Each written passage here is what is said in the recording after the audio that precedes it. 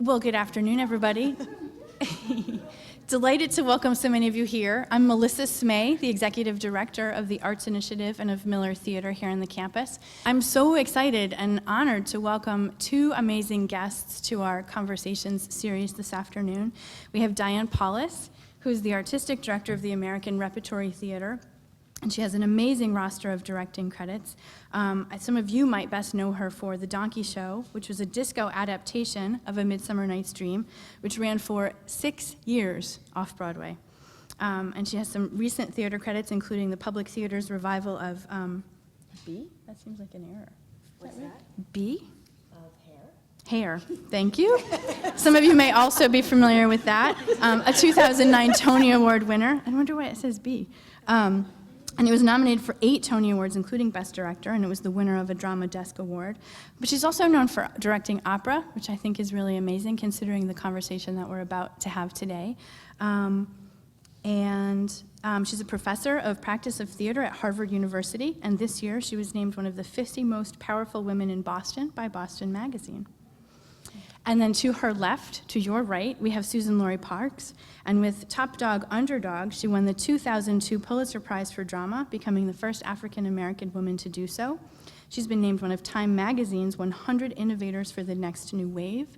She has an amazing roster of plays and an incredible award winner. She's a MacArthur Genius Award recipient, which is really amazing, and grants by the National Endowment for the Arts, the Rockefeller Foundation, the Ford Foundation. And we're just really thrilled to welcome both of them here today with us. And we're here today now to talk about the Gershwins Porgy and Bess, an amazing project which is currently running on Broadway. And I guess I'll open it up to both of you just to start about how did you first get involved in the project and what drew you to it? Well, actually, for me, I had done Hair on Broadway, and our great producer, Jeffrey Richards, who happens to be here today with us, called me in my dressing room the night of the opening of Hair and said, oh, Diane, I don't give opening night presents. I give you your next project. And I thought, that's very cool. And he went on to send me a Frank McGinnis play, which I read and I thought was a very good play, but I searched my heart and thought, I just really want to work on music-driven work. It just felt that's where my passion was, and I just love the collaborative superstructure that working in music requires and that kind of process. So it was a little bit later that spring that we were meeting again, and he said, well, what about Porgy and Bess? And then I thought, now you're talking, let's move forward with that. And what struck me right off the bat was when he said the Gershwin estate and the estate of DuBose and Dorothy Hayward want a version that could play on Broadway, that could be musical theater in its organization, and they want a writer. They want you to propose a writer. So that led very quickly to my getting in touch with Suzan-Lori Parks, and we hadn't worked with each other, but we had seen each other around, and I had admired her work. I was a big fan of Hair. And I was a big fan of hers and her plays. I just told her today that when I was applying to the Yale School of Drama, I had to study her plays and analyze them. Scary. That scares me. Yes. Don't tell that. And it was like very, very intense plays that I thought, I don't understand these, oh my gosh. Anyway, so... I don't understand them either. Good. But now I could call you and we could talk about it. Now we know each other. I don't know. I still don't know what they mean. So, so anyway, we did some email exchanges, and then we got on the phone and we started talking, and I'll let her tell her end of it, but that led to our collaboration, which moved forward we move forward as a team. I mean, my end of it is kind of short, because Diane, you emailed me and you said, can we talk about something tomorrow, whatever? And I said, sure. Because again, I'm such a big fan of Hair, and I had been to see your show, how many times? Too many times, lots of times. I even took my mother to see it, and we danced on the stage at the end of the show for her birthday and all those kinds of things. So I was a big fan of Hair. And we got on the phone, and Diane said, You know, I've been enlisted, I guess is the word, by the Gershwin estate to create a musical version. I'm not using the right word, but to create a musical out of the great opera Porgy and Bess. And they've asked me to bring a writer on board because there are things that they want developed and changed and altered and whatnot in the book. And are you interested? And I said, how many writers are you talking to? And she said, only you. And I said, okay, I'm in. And that was it, you know, because I figured here's a woman who knows what she wants. So, hey, you know, it's going to be a lot of fun. And we went forward from there, really. Can you tell us a little bit about the process, maybe both the timeline and I think like the casting? How did the casting and the next group of creative collaborators become brought into the project? And maybe for people who are less familiar with the process of building a piece, it's open on Broadway now. It was at ART in August, but when you were first having these conversations, when was that? And then how did you get into the casting? This is 2012. So it was at the ART in the summer of 2011, so last summer. So it was at least well, it started that spring of 2009. So it's been, you know, several years of run up to this. So Suzan-Lori and I started talking. She, you know, got a copy of all the score, libretto, music, CDs, and we were mutually studying them.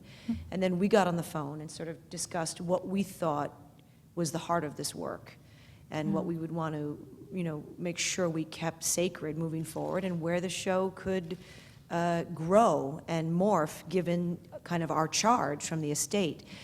And that led very quickly to other collaborators. So we brought on Deirdre Murray, who was our musical adapter, because any kind of editing you're going to do to the 4-hour opera, you have to have a musical person working very closely with you, looking, you know, measure by measure, which is what we did over the last 3 years. And then we also brought on Ron Brown, our choreographer, because we knew that movement and the physical life of the production would be integral. And then casting came pretty quickly thereafter, and we started sessions looking at every possible pool of performer. Opera singers, musical theater singers, students coming out of conservatories. I don't know if we ever really did like the American Idol finalists. It felt like American Idol. We didn't quite comb that pool as much, but it felt like we were the Yes. judges on American Idol. I mean, no, we didn't comb that pool, but it did feel we saw like hundreds, that. We saw hundreds so and many hundreds of people. And Yeah. it was hard because the singing has to be at such a high level.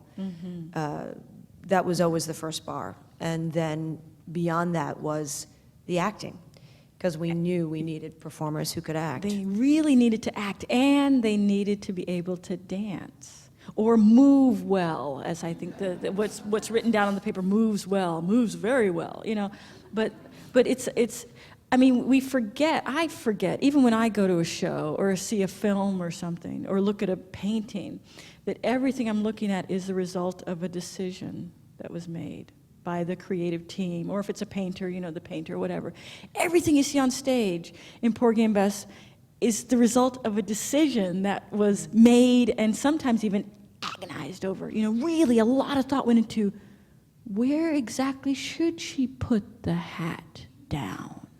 You know, I mean, for example, and we forget that because, you know, we get involved in the story and the songs are gorgeous and, but So the casting was a very long process, and I think we were also interested not only in the talent of the cast members, and we have a cast of extraordinarily talented people, but I think we were also interested in, as I always am as a director, in working with people who are, you know, signing up for the project, you know, that have a good heart, that are going to bring their intellect and their emotions and their life experience to the project. And we have an amazing cast, I have to say, and they have been such a partner, I think, for us and for the whole creative team in realizing what our mission was on this piece. It certainly comes across. I hope that many of you have already seen the production. If you haven't, I have a little pitch that we have tickets available for the April 12th performance at the Tick, right over in Lerner Hall. The fun thing is that we had a block of tickets, and we sold them out, which is really great. And so we've added an additional block. So if you haven't seen it, you should, because the cast is amazing, and you can, as an audience member, I can tell that they get it. You could tell that it was built as part of a collaborative process, and that they are so just finely in tuned with what they're doing. And it's at a big Broadway theater, but it feels incredibly intimate, which is something that I thought was a real attribute, because you're thinking of it as an opera and it's going to be big and spectacular, and it is those things, but it's also really intimate and beautiful, so you should all see it. So maybe tell us a little bit about what the rehearsal process was like. You have this amazing dream cast of participants who are really on board and kind of chiming in tune with your goals. What's it like to rehearse the show? Some of the decisions are agonizing. Can you tell us just a little bit? I mean agony in like a... In a good way. In a joyful, the artistic process. I'm exaggerating.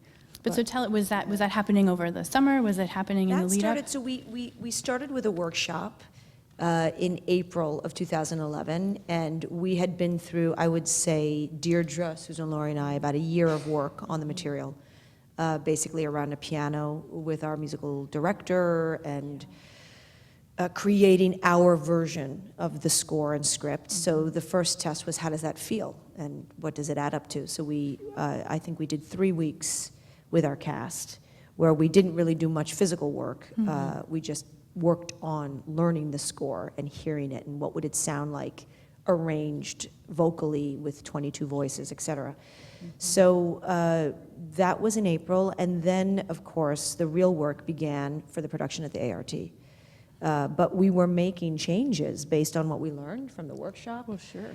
What we learned at ART throughout the rehearsal period. It was very active. It was very much about, as it is in any theater process, an idea, something that you really go over very carefully amongst the first level of creative process, and then it kind of has got to go through the ringer, and you got to try it on and see how it fits and it feels, and then you learn some things and you change things and you hold on to certain things and push other things in different directions, and it kept evolving. I mean, that was the beauty of having a chance to work on it in Cambridge.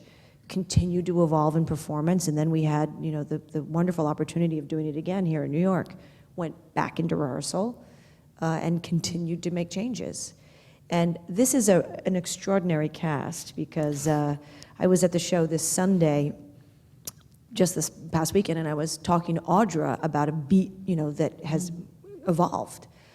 And any good actor is going to continue to work, because you can't just be a robot doing something 8 times a week. So of course, she's working and refining, and she was, had developed a whole new little physical moment, and then she was talking to me about how she was rereading some of the novel, the source, and thinking about Bess and her psychology and what this, So she's still working on it. They're all still digging deep, and Philip Boydkin, who plays Crown, I was talking to him after this weekend, because he's sort of taken a different tact on some of his lines that are a little, a little gentler to Bess at the beginning of the scene on Kiddo. And he said, Diane, I've been thinking, because they're doing it 8 times a week now for several months. He's like, I've been thinking that while I'm on this island, I want to make up with Bess. I want to convince her. I've been waiting a month to see her. I want to make up with her. So I want to see if I can layer that in. So, this is a discussion I'm having with an actor 3 months into a run on Broadway, when he started working on this last April, and he's done this part like 10 times in opera houses around the world. Yeah. So that's a tribute to a great actor who's alive and thinking and open to information that his body and mind are telling him. I love that he's thinking about the humanity of Crown. Yeah. Because that's something that was very important to me and to our production. At first glance, you could, Crown's the bad person. I mean, for those of you who haven't seen it, people come away, Crown's the bad guy who does a series of bad things. But if you really listen to his story, he's a man who first kills someone by accident in a drunken brawl. It's not premeditated, it's by accident. And then he, has a whole another series of events. I won't tell you if you haven't seen it. But the humanity of Crown, just that he is that his actions should be looked at more closely instead of just the bad one. He's the bad one, Porgy's the good one, this is the slut, this is the whatever, the mammy, there's more to these people than that. And the humanity of Crown is We were on that crusade early on. early on. We were. He kills somebody by accident in the beginning. It's not premeditated. It's just he's drunk and high, and someone goes at him with a weapon, and he wrests the weapon from the man's hand and uses it against him. That's an accident, drunken brawl. So it's very interesting. Suzan-Lori, I have a note that in an earlier interview, you'd voiced excitement about speaking to a contemporary audience with this production. So are there other elements in addition to bringing out the characters' humanity or kind of making them real people, fully realized people? Are there other elements that you're hoping to bring to a contemporary audience? We have the great honor and gift of all the people, no matter what group you're from, black, white, my dear friends, shout out, have come all the way from Japan, and we're going to Porgy and Bess tonight. So no matter what group you're from, and no matter where your people are from, most of them have fought and died for you to have the right to be right here, right now. And I think it's kind of great. When I say speaking to contemporary audiences, I mean that part of my charge, as I read it anyway, was I got to be one of the ones called to remind the world that black people are human. And that's a conversation that we've been having for hundreds and hundreds of years. Black people are human. It's still a conversation that we're having. And so Crown is a man, with passions and desires. Bess is a woman.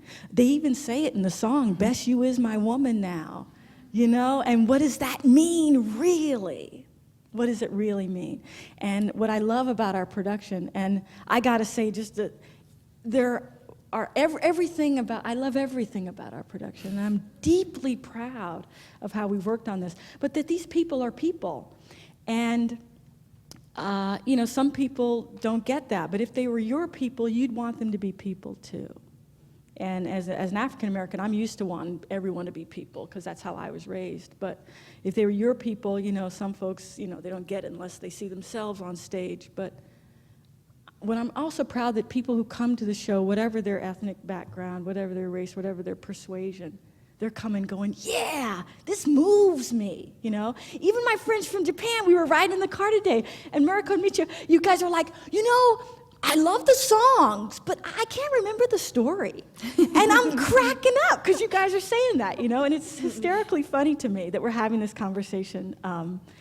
And so I don't know if I'm answering your question. But to speak to contemporary audiences, here we are, we're people too, and that's the contemporary conversation that we're having with Porgy and Bess. Mm-hmm. It's that simple. Good. Anything that you'd like to say about the challenges in mounting a production on Broadway in New York City? Inherent in bringing any production to Broadway. I just feel so lucky. I mean, I know Jeffrey's here. I'm not really just complimenting him because he's here. I'm just so grateful that we had producers who believed in us. Yeah. Who were willing to take this ride and support us. Yeah. And we have a very dedicated leadership on the show. As an artist, you just crave the opportunity to do your best work and to share it. Mm. And a lot of people say, oh, Broadway. So, Broadway to me is an opportunity to share your work with a very wide audience. And that interests me as a director, as an artist, to just have that contact, to have that possibility of reaching people, of engaging people, of moving people. So sure, there are challenges, there's pressure, there's all of that, but I think what's been so clear to me on Porgy and Bess is that internally, from the cast and our leadership and the show and Suzan-Lori, all the team, we were on like a mission with this show. You know, it wasn't like, oh God, we gotta make it good so we can have a hit. No, we have a great work of art, and we have this opportunity to work on it in a very profound, deep way. And that really was everyone, because we all worked very hard on this show. I mean, we always work hard, but you know, this one felt like really hard. It was a lot of work. I mean, everything. I mean, I can't tell you that there was like one day in Cambridge where we had like 15 minutes left of the last orchestra rehearsal to get one change into the pit. And we were like waiting for the copyist in New York to finish and fax the music up here. I was like looking at the clock, you know, it's like union orchestra time. I was like, we're not gonna make it. And I was like, does anybody know how to copy in this room? And then like the contractor stood up and was like, I'll copy it. And then the intern was like, I can do it. And they ran and they copied something and they Xeroxed it, and they were like handing it down into the pit like this. And everybody was grabbing it, and the conductor was saying, okay, it's not fully written out, but just follow the chords, and it went in the show. I mean, so, you know, I can't tell you how many moments of stress there are like that. You know, there are like hundreds of them, but it's all for the good of the show. It's all about this like crusade of we can do our best work, you know, and we can, you know, we're gonna work to the last second to get the show as good as we can get it. So that's been joyful. Nice. It has been. Well, so tell us about what you're working on next. I saw a piece in the Times, a little blip in the Times yesterday, that you're directing a Pippin, which is going to Cambridge. And it'd be great to hear a little bit about that, and maybe anything else that you're working on that you'd like to share with us. We were catching up, Suzan-Lori and I, this morning, and I went straight from Porgy and Bess. Actually, I'm directing a show for Cirque du Soleil, so I was telling her the difference and different challenges of directing for the circus. But that's the beautiful thing about it is, I mean, that's you know, a 50-person cast from many different countries. So I was saying that the craziest thing is you're directing on a microphone in like an airplane hangar building with the entire setup of the stage, like the first day of rehearsal, with full lights and sound and tech. And then there are cast members from Russia, Spain, China, Japan, and they don't speak English. So as you're directing on the microphone, there are 4 interpreters interpreting everything out loud in those languages. So, you know, you like, oh, I've never done that before. But the beauty of it is, it's the same. You know, I can look at the acrobats and say, you know, I'm not going to get involved in, you know, how you make it from that trick to that trick and all that. But actually, it is all about, do they understand what they're doing? Are they inspired? Are they committed into a group effort? And all those things that you do as a director are the same. It's kind of an amazing thing. And Pippin was just been a love of mine. I just grew up on that show. It was like my childhood favorite musical that I saw when I was, you know, 10 in the 70s, even though, you know, it was kind of like racy. You know, I didn't quite understand certain scenes in Pippin. I saw it 3 times.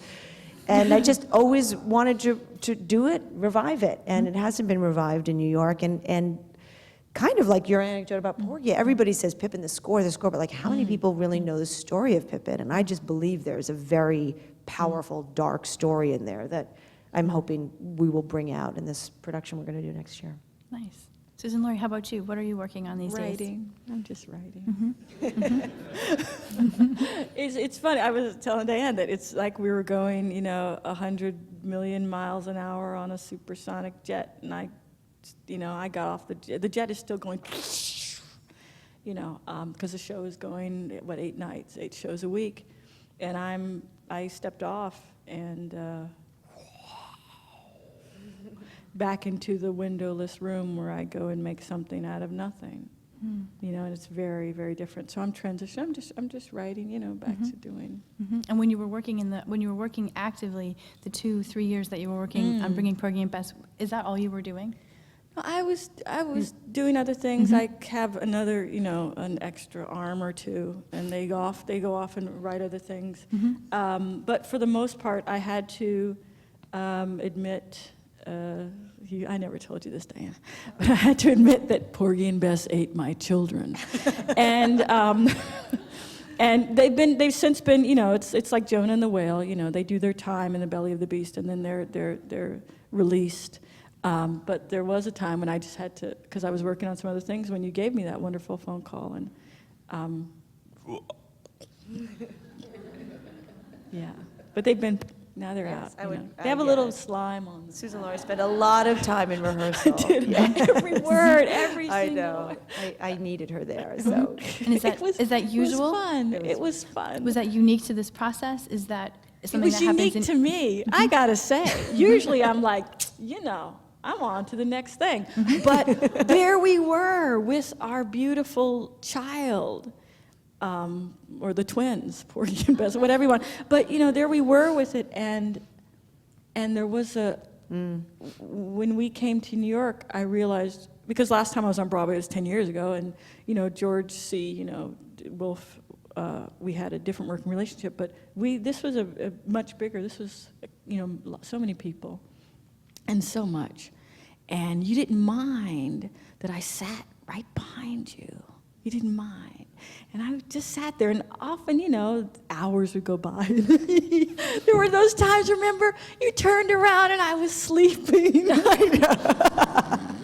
Snoring, and you go, Watch this, you gotta watch I'm this. Here, I'm here. Whoa, what are we doing?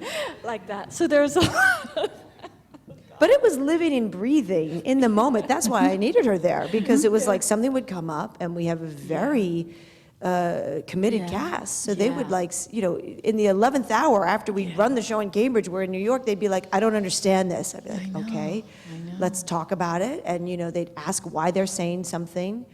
Sometimes it's something that Suzan-Lori had rewritten, something, it was something from the original, and a lot of times it was things from the original. yeah, They go, I don't lyrics, understand this word, and this line. and it was like, I felt it was a collective brain trust of really being able to communicate to the performers and make another discovery, so. Yeah, no, we were all there all the time. We were It was there. cool. It was really cool. nice? Yeah. Well, I'm interested to know what questions you all have, and to be able to have enough time for you to ask questions. So I'll encourage you to speak loudly, and if we can't hear you, then I will repeat your question. Yes, sir. Theater seems to always be reinventing itself, re-examining itself, as it should be. Whether they're doing the new Albee play that died when it first appeared on Broadway, or whether there's a new Mike Nichols production of Death of a Salesman coming up. Why do you think Touching Porgy and Bess lit such a controversial fire? I don't know. I mean, I'll tell you, from my end of it, there was no fire. Do you see what I'm saying? When Diane called me, the only reaction I had was, yes, I'm on. There was never a moment where, I don't think I'm allowed to touch that. I didn't go into any of that. So there was no fire where I was at, where I was coming from, so I don't know. Yeah. You know what, there's a lot you could say about it. As a director and an artistic director at a theater, I'm just always desperate to get people to care about the theater. I mean, that's what, I'm like on that basic crusade of, can we get more of America to care about the theater? Right. And not just, you're all probably committed theater people. But, you're the minority. I mean, I get a little greedy about not just the less than 1% of the American population that goes to the theater, but what about Really? the society at large? Mm-hmm. So what was, and I joked at my theater, I was always on a mantra, I don't want to be in the arts page, I want to be on the front page, when can theater get back in the news, not just relegated to the arts section?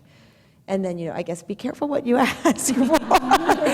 But for me, it just showed me, it was kind of fascinating to see how much people cared about this. And I think at some point it was very little to do with our production, because, we all know that, I think you should all know by now that when Stephen Sondheim wrote that letter, he hadn't even seen the production. We were kind of like, okay.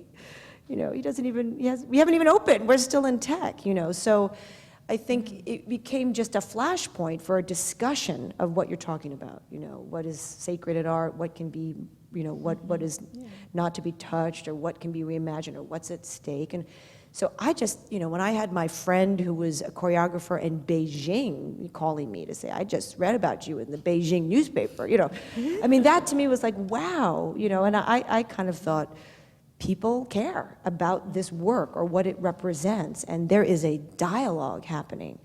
And how amazing is that? I have a question. What struck me about the play was that there were so many expanded ideas of Black masculinity. Nothing seemed confined or conventional. And I was just curious to know, was that already in the text itself, or was that something that had to be developed? Well, specifically what? Well, I was just thinking about, like, I am thinking about Crown, and it's just, like, he wasn't just the bad guy for me. And it's been a while since I've seen it, so I'm like, I can't articulate the exact moments, but there's this constant thread of humanity in him. Did you say threat? Threat. Oh, threat. I love thinking threat of the threat of humanity. I love that. That is probably, actually, it is a threat to some. Yeah, it is a threat. It makes you, it's disquieting because you can't dismiss him as a villain. Right. And especially his figure alongside Porgy, it's very, the dynamic, and then you have Bess between the two of them. It's just, it's really struck me how you could just say, this is the good guy she should be with, this is the bad guy. And I haven't seen the original, so I don't know, but I was just curious to know, did that take development, or was that already there to a certain extent? That took development, but the development that's in the script as it's spoken on stage now took its cues from the music, really. And I think more so, if I may be so bold, more so than the original book. When Crown, the bad guy, when Bess and Crown are on Kittiwah, I was moved, and I wasn't familiar with the show really until I started working on it. I was so moved by what Crown sings on Kittiwah. The way he sings to her on Kittiwah is so moving. It's not a, "Yeah, come on, woman," it's nothing like that. It's this, I'm so glad to see you. And he sings that. And it's so, oh my God, this guy has such feeling for this woman.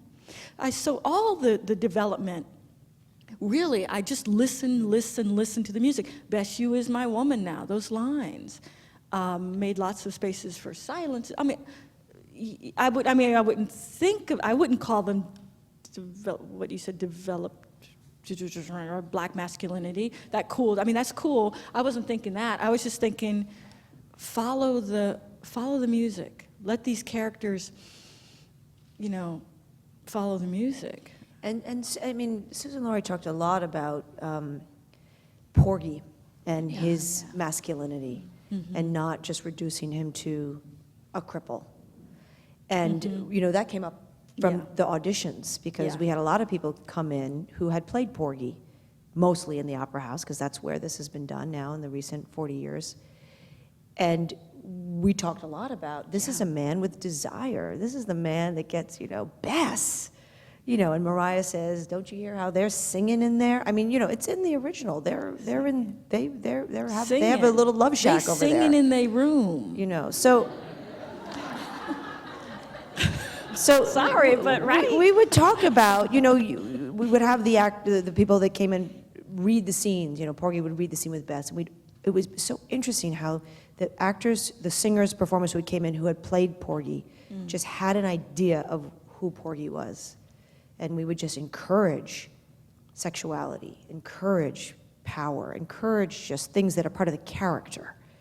And they'd be like, "Really? I can do that? I can act that way with this part?" I'm reminding them what's in the original. He's a successful gambler.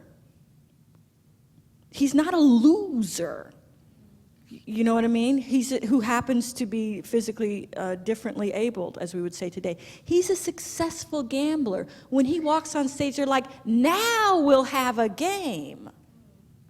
Because the man is here, the gambling man is here.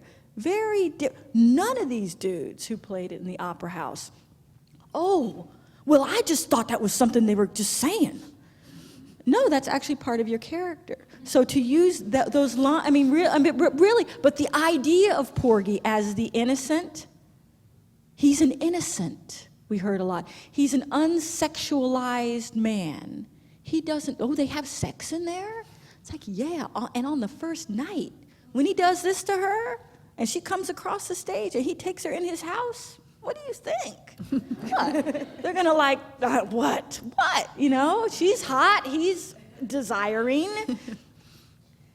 And just to make characters aware that, yeah, it's okay to think about them as people. But yeah, it's a revolutionary act. To think of them as a man and a woman, you know, and that informed it's simple. But, and also sport and life. The Gershwin estate, and the Gershwin estate was very involved in every single change we made. So not only is every single change, was it thought out, but it was run by the Gershwin estate. So, I mean, the folks, you know, who are in charge of this, and, or not in charge of it, but how do you say it, whatever. Keeper of the flame, yeah. And so that's one thing they kept asking. What about sport and life? Where is he from? Who is he anyway? He just a slick guy coming on? Let us know a little bit more about him. So we built up a little bit of something for him, you know, so we know where he's from and where he's going and all those kinds of things. But yeah, he's the third man in the triumvirate. Hi, my name's Leon. I'm in the film program here. I'm curious, both of you are pretty entrenched in your careers at this point. Do you find a place as a writer, as a director, where you're like, oh, now I know this is good, and when does that come along? How does that work for you? You mean when we're creating, do we know that now it's right? Yes, but that habit can be acquired early on in one's career. And it should be, actually. Should be. Like you're in film school now, so begin to develop that muscle now. The muscle of knowing when something is clicking. Don't wait until you're, you know, you got the gazillion-dollar budget, you know what I mean? Don't wait then. Do it, start now. Or last week, start. Surround yourself with people who love you and love you more than they love seeing their ideas in your work. Listen in, listen to your inner voice. Listen to others, but know what their agendas are when they give you notes. You know? Things like that. Start it now. Don't wait until you get on Broadway or whatever to think, oh, now I'm going to develop my inner sense of what's good. Because there's so many people talking at you at that point. You know? So you got your posse, right? I mean, what do you think? Agreed, all of the above. I also feel two things. One, you have to really be clear on what's your interest. You know, what are you doing it for? Because if you have a clear sense, that's part of the inner. You know, it's not just, am I good, am I not good? Or is this good or not good? Or have I gotten it? Or is this right? But if you're asking a question, and the question's big enough, or you're working on something in your work, or there's a thing that's driving you, it's not about having the answer, by the way. That's really important to know. It's not about having the answer. It's about being on a question, something you're pursuing. You know, and if you're, and then to me, as a director, I'm always testing against that. And then the other thing I was going to say is, and I use it, you know, for myself, but to be able to see without desire. You know, that's something I try to do in rehearsal, because You would say that a lot in rehearsal. That's really good. You know, because you can see with desire, but how can you like see without desire, to see what you've created? That's really good. That's kind of like a way of living your life, you know. But I think in your work, so you're pure. You're pure in what you see. That's great. Yeah, we would employ that in rehearsal often, because it's hard to, you know, especially with, you know, you're on Broadway or whatever. It's hard not to be grasping and wanting, you know, but you would say that a lot in rehearsal. Remind us just to, what would you say? Hold tightly, like go light. That was my, hold on okay, so tightly. this is my Columbia School plug. I'm a graduate of the Columbia School of the Arts. And yay. Theater arts over there? Yes, yay. Oh my gosh, a lot of you are here. So, you know, Andre Serban and Anne Bogart were huge mentors of mine. I assisted both of them. They gave me my start, no question. And Andre used to say, hold on tightly. Does he say this to you? Hold on tightly, let go lightly. She said And that's huge. So I think about that all the time. In my work with an actor. Yeah. Hold on tightly, right? So that you're holding on, but you're also letting go. You're holding on, you're letting go. It's a constant process of what, we were just talking about, like what you're working on to like say, that's right, and my inner saying yes, but then how do I let go? So it's a constant tension. I think we have time for maybe 2 more questions. Yes? So obviously in the development of a new piece, there are a lot of collaborators around the table. What was it like having the additional collaborator of the Gershwins stage? What was it like having that role in the mix? They were incredible. I mean, they were cool. They were amazing. And, I think as a director and writer, or, for those of you, you're going to have to do that, whether it's in a state or a board at a theater or a funder. You have to get behind your work and present it at various stages. This is going to happen to you. So I think, we did it on the telephone the first time, and then we got in the law office room with, 20 of them, and we talked through the whole show and explained, and you get asked questions, and you get into dialogue, and there was a real relationship to maintain, but they were so collaborative, and they cared so deeply about the show. And you know what? They've also seen it. More than anybody. I mean, that family and those representatives have seen every single production of Porgy and Bess all over the world in their lifetimes. So in a way, they were this fount of knowledge of like telling us this, and this, and this. We've never understood, to hear, a relative of George Gershwin's, and I've seen it, 500 times. I've never understood this in the story. That was interesting to hear, and that helped guide us. They were really great. I mean, it was, when we went to pitch it at the law office, for like 2 seconds it was intimidating. I think because I didn't know where the food was or something, and it was a huge thing. Because there were so many lawyers and folks around that table. And then we just sat down, and from the moment we started talking, it was fun. Because they wanted us to do well. They really did. From the jump, they wanted us to do well. They wanted us to succeed. And there we were. I mean, it was really great. Yeah. One more? Gershwin called his work a folk opera. What would you call the current manifestation? I think we've just rebranded it the American Musical, right, Jeffrey? Yes. Which I love. Suzan-Lori, I know Suzan-Lori. I love that word, She American. did. I love that. You do, I know. I love read her that little word. blurb in the souvenir book, and it says, what did you say? It reminds me, working on Porgy and Bess reminded me all over again what it means to be an American. Yeah, which I loved. So, Every aspect of it, from the fact that the original actors in the original production wouldn't perform in segregated theaters and force the theaters to integrate, to now in 2012 we're integrating on the other side of the table. We got women and black folks and all kinds of folks, Asian folks, everybody working on the show. So it's a real American experience. And there are people saying, oh, maybe you should not amend it. Is their right to say that?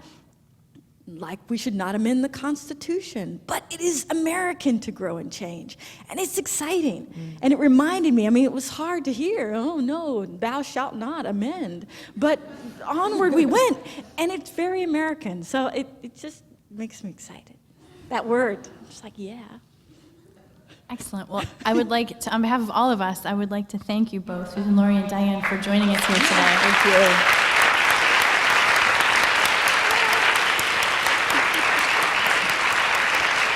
And please, if you haven't seen the show, get down to the Richard Rogers. It's very easy. We have tickets on sale at the Ticket and Information Center, which is in Lerner Hall, and we have a block of tickets, awesome tickets on sale for Thursday, April 12th. If you can't make it, It's going to be a great show on the 12th. Many other We'll make it good. performances. Go out and see the show. Thanks for coming, everybody. Yeah, thank you so much.